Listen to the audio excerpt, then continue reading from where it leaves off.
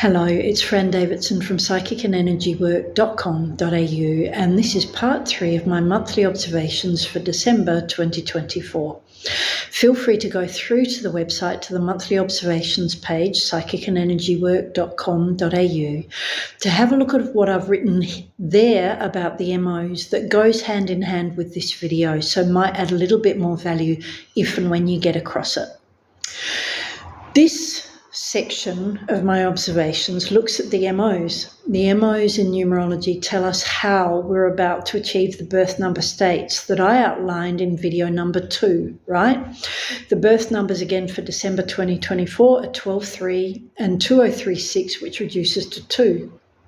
2036 passes through 11 on its way to 2, which is important for what I'm just about to mention. So the MOs for this month are 37-1, which passes through 10. 3 plus 7 equals 10. 1 plus 0 equals 1. Yeah?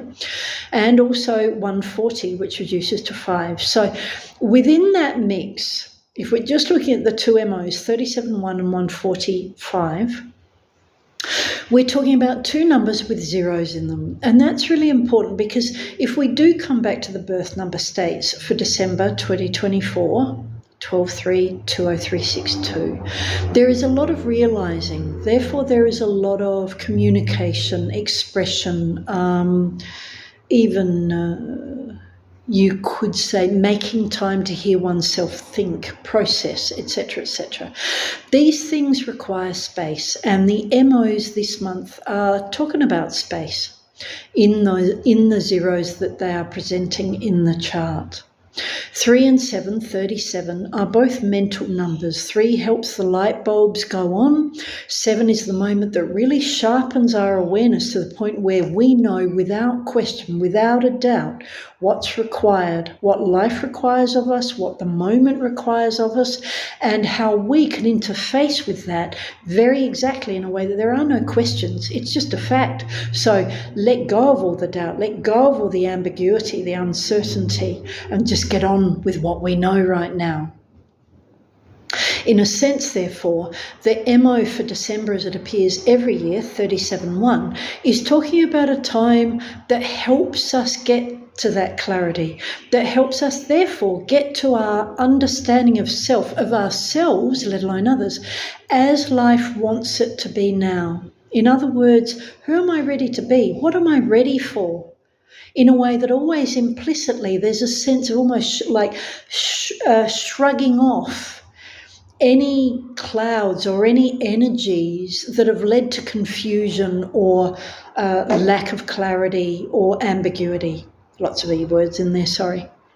So 37-1 is a time, therefore, that wants us making sure that we use space well, because, of course, we only get to clarity by making time or taking the time to reboot, to confirm our understanding, our perspectives, yeah? To make sure that they're well grounded rather than just trucking on in as totally reactive beings. 37-1 this month, but also 140, because 1 and 4 and 7, they are all passive numbers, and therefore they're numbers that also breed space. They're numbers that help us sit still so that we can clarify, so that we can just become as intelligent as we can be as reactors next, as makers and doers next. The fact that we have zeros in both MOs this month suggests that spiritual connection and therefore our ability to, you could say, be disciplined about self-care, about what we're tuning into, and therefore what we're channeling. In a sense, therefore, this month has the potential to help us all realise how we as intuitive beings, which of course we all are, how we interface. Do we reboot at the end of every day or even at the beginning of every day in a way that makes sure that we're just not continuing yesterday because we haven't thought to quality check it. We haven't actually come back to zero to start again when we wake up or even when we go to sleep, or maybe even both. This is a phase that wants us to use space wisely, and of course at this time of the year for many people, irrespective of whether they celebrate Christmas or not, there is more time on the hands. There is a bit more space to think about, process, get into the spiritual practice. Yeah? Because spiritual practice means energetic health. Energetic health means that self is more grounded in integrity, more grounded in adult as opposed to child, irrespective of the age, and therefore more grounded in objectivity rather than reactivity, which of course we can all benefit from, especially in a year called 2024-8. This month's specific MO, the 140, which reduces to 5. 5 is possibility. 5 is also tolerance, forbearance, forgiveness. Therefore, 5 is also adaptability. I mention these things as they relate to the MO this month on the website. But you see, 5, therefore, is cutting self slack.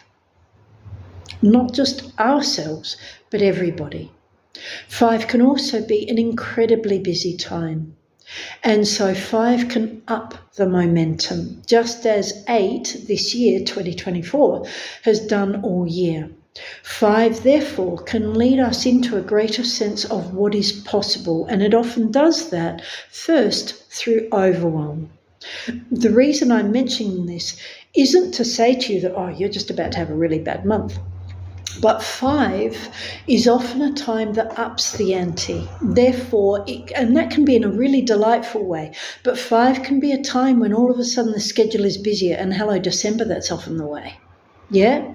But 5 on top of that, together with the master numbers we're experiencing, which we have 4 of, this month, they're all pointing to a time potentially that will be a bit more boot campy, continuing on from previous months, in a way that closes off this year and helps self close off on the year in a way that is more aware of how resilient it is, how strong it is, how intelligent it is, how capable it is. 5 is a bit like that lesson in body surfing. Where that wave comes at us in a way that we're sure it's going to roll us. We're sure quite possibly it's going to drown us or at least dunk us. But 5 is also the time that says, you know what, as long as you use breath, you'll float. So hold your breath, use your breath to make sure you stay on the surface, and even if you go down a bit, to make sure you come back up. 5 is possibility, and often we access that sense, we manifest and tap into that sense by first of all having a moment where we're not so sure that it's possible, we're not so sure that we're going to cope, we're not so sure that we're that resilient, and yet we are. It's interesting, isn't it? Because on that point, what also comes through is the sense that as long as we're tapping into our guidance, we will always be fed the insight we need to step wisely in the seconds, months, years, decades ahead. So in one sense, it doesn't matter. It never matters that we don't know right now. That's so easy to say, isn't it?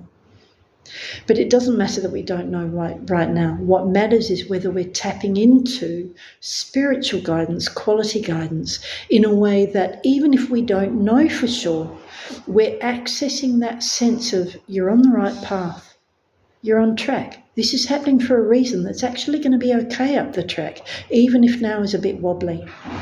This month might help you tap into, appreciate, learn, or even share these wisdoms more, simply because of the chart that we're going to be presented with over the next 4 weeks. So travel well, travel wisely, use space, appreciate your time out and nurture it. Get into what you need to do for what you need to do to look after yourself and everybody else as the month progresses.